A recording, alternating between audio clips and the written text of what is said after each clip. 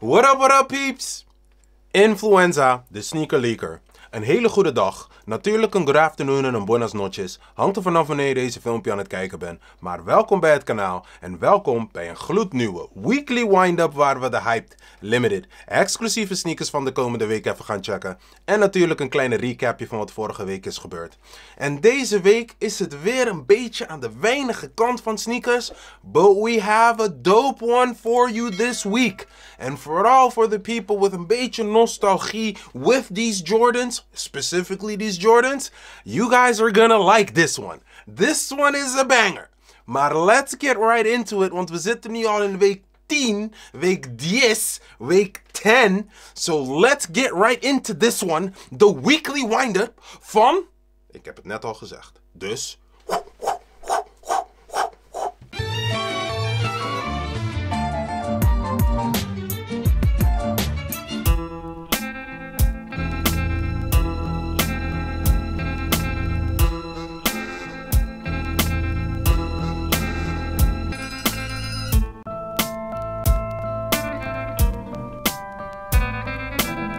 De Jordan 3 White Cement Reimagined moet deze week uitkomen.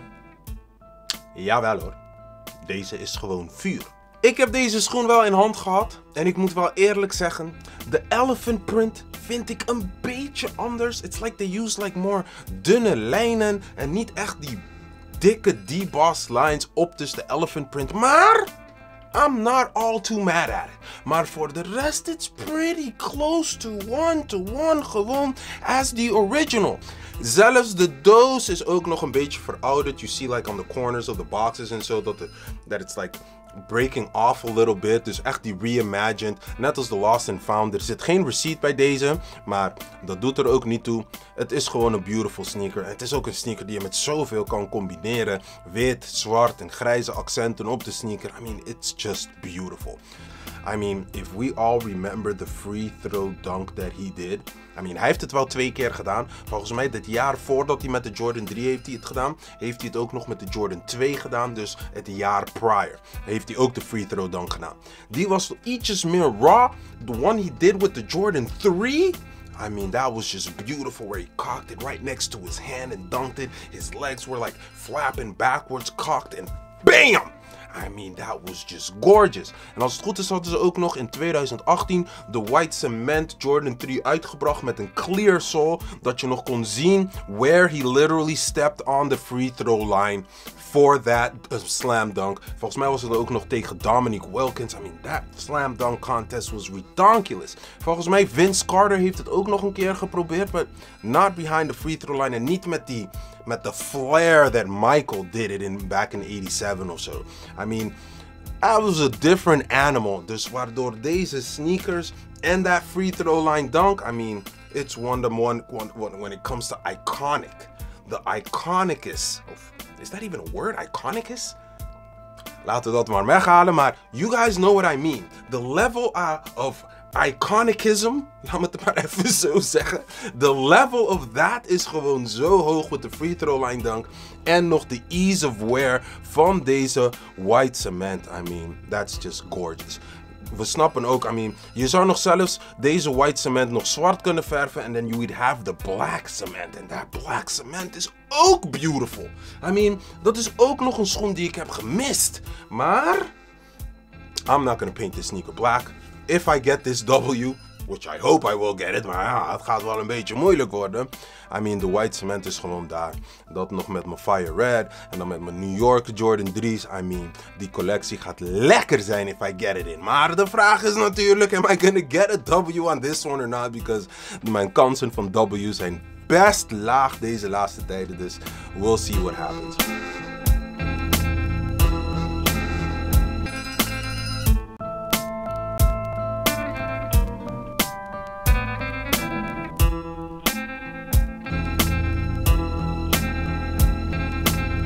Dat was de Weekly Windup van week 10.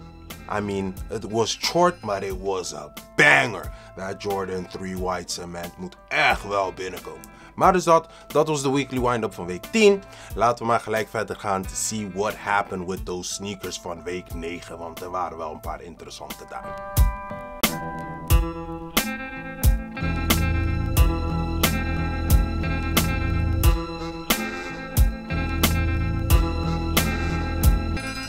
De Women's Air Jordan 12 A Ma Maniere was verleden week uitgekomen. It was the white version of the sneaker. De zwarte version of the sneaker was alleen maar in kindermaten en zo uitgekomen. American exclusive, misschien nog zelfs A Ma Maniere exclusive. I don't know, maar hier in Europa is die niet uitgekomen, wat ik wel een beetje jammer vond. But the white one is ook dope. Ik heb die in mijn hand gehad. De suede op mudguard aan de binnenkant en aan de buitenkant van de sneaker is echt hella soft gewoon. I mean, it is color changing, it is good to the feel en zo. Hij is echt wel daar. We kunnen het al zien op de sneaker app. Op een €225 retail was die toch wel ergens een beetje pittig.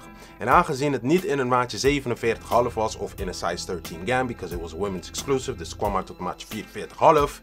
I did not see the point of getting it for myself. Ik zat wel te twijfelen om het voor mijn vrouwtje te halen, maar ja, zij vindt het model, die Air Jordan 12, vindt ze toch niet zo dope.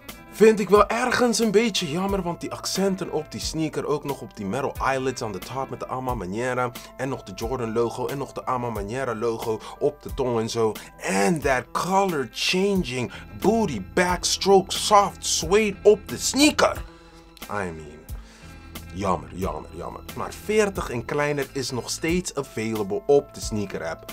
I don't know of het ook nog available is op andere retail stores of bij internetsites en zo, maar ik zie het wel op de sneaker app, waar ik ergens vind ik het een beetje jammer. Waardoor is het dan de moeite waard om niet nog met resell te gaan praten? En again, €225 retail. I mean, volgens mij, omdat er ook nog maatjes 40 en kleiner zijn op de sneaker app, is het niet echt de moeite waard om deze te gaan lopen flippen. Maybe if you're lucky, you might be getting like 20, €30 if you resell the bigger sizes. Maar ik denk ook niet dat de bigger sizes nog voor echt geld gaan. Maybe in the future, een jaar, anderhalf jaar van nu, when we start to forget about this, en dat het ergens weer toevallig terugkomt, omdat A Ma Maniere weer een collab doet van misschien een Jordan 5 of zo. I don't know. Dat we gaan aankaarten. Maar ja, remember that Jordan 12 with the color changing suede, booty backstroke soft suede? Then maybe you could probably get like €400 for the sneaker. Maar because it's still available op de sneaker app, resell is niet de moeite waard.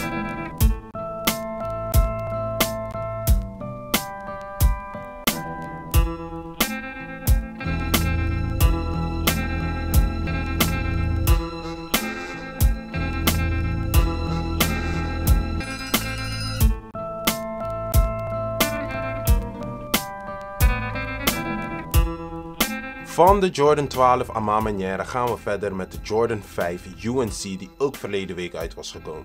The one with the college patch in the back. De baby blue of de UNC blue op de hele upper in een nubuck. En het was, I didn't think dat het echt een premium nubuck was, maar het was wel een good quality nubuck. Ik vond ook nog dat de UNC blue ietsjes donkerder was dan how I remember it, maar I could be wrong. Ik vond het nog steeds een dope sneaker. Nog zelfs met de lining aan de binnenkant van de sneaker was ook nog even wat anders. That one did sell out. Op een retail van €220, it did sell out. Dus we snappen wel, de Jordan 5 is toch wel ietsjes meer gewild dan een Jordan 12. Dat de resale om en bij ongeveer €250, €260 is. Give or take, so you're not making any money if you're reselling it right now. I mean, you have to be lucky als je dus een €5 kan winnen winst, hè. There is ook nog a good chance dat door al die fees that you probably even lose out a little bit of money als je het niet verkoopt. Maar it's still a UNC Jordan 5 met de college patch op de achterkant.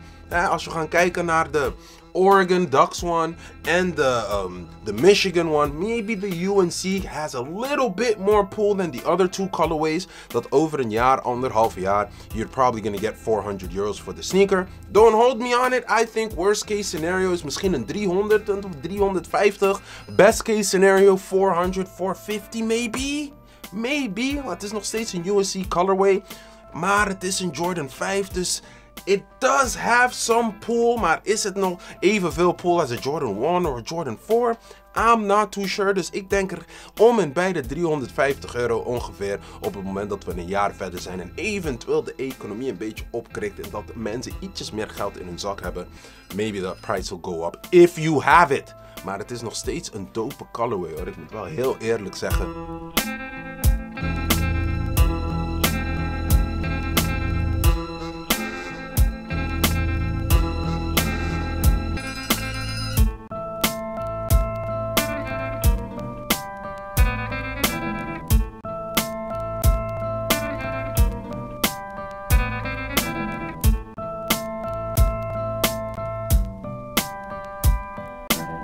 Van de Jordan 5 UNC gaan we verder met de Air Force One Tiffany&Co. Wat was het nou? 1837, die ook verleden week uit was gekomen. En natuurlijk ook nog met dat zilveren blok op de achterkant. En ook nog het feit dat Tiffany has accessories voor deze Air Force One in Tiffany's. Dus je krijgt het niet met de Air Force One mee. If you go get those accessories for the Tiffany Air Force One, you'll probably be paying another 400 euros. Waardoor het een totaalpakket wordt van 800 euro. En nu heb ik het over retail voor deze sneaker met accessories.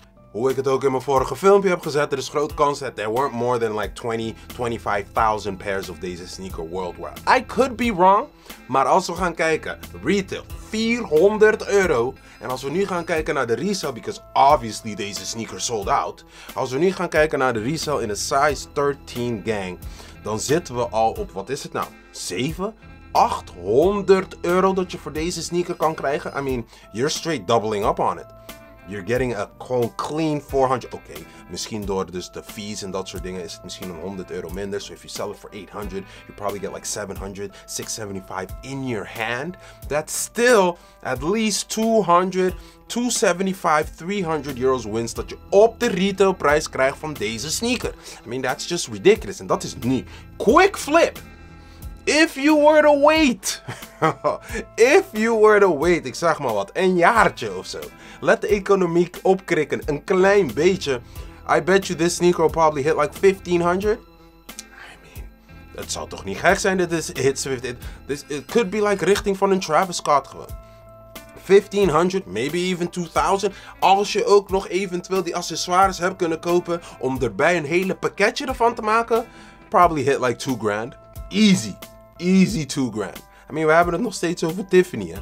Tiffany&Co met de Air Force One. I mean, de sferen op de sneaker is dope. De kleuren op de sneaker is ook nog dope. Het is wel een beetje simpel, hè. Het is niet echt een schreeuwende. Het is gewoon een donkere, zwarte Air Force One met de Tiffany op de swoosh. En ook nog die zilveren blokje op de achterkant. I mean... Maar omdat het van Tiffany is en omdat er zo weinig paren vast van deze sneaker zijn. En ook nog de retail op 400 euro. Dus de kwaliteit was wel daar. Dus jullie snappen wel, ik heb gewoon een dikke L voor deze sneaker gekregen. Maar ik moet ook eerlijk zeggen, if I got this sneaker, I would have either waited in order to flip it for like 1500. Or just flip it gelijk and then just double up on my sneaker. Want ik ben niet zo'n grote fan van de Air Force One. Dus deze sneakers zou ik sowieso niet dragen. I mean, I would have quick flipped it or wait. If I had the chance to wait, I'd wait and then just flip it for like 12, 13, 1400 euros.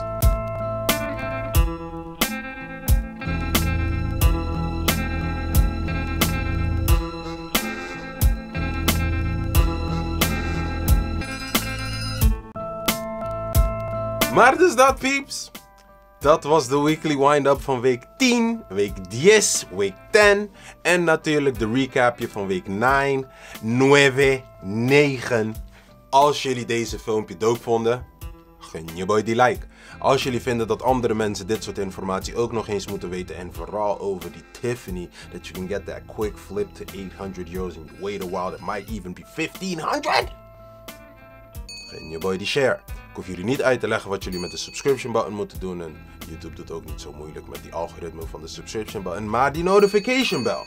Als jullie die aanklikken, krijgen jullie elke keer weer te weten als ik weer een nieuwe filmpje drop. En dan blijf ik het zeggen. I mean, I don't know how many times I've said it already. I mean, obviously every week. Maar wat is het nou al? 2 jaar? Bijna 2 jaar plus dat ik dit al zeg. Maar, you guys know what's up. Let's keep this culture going. Jullie weten zelf.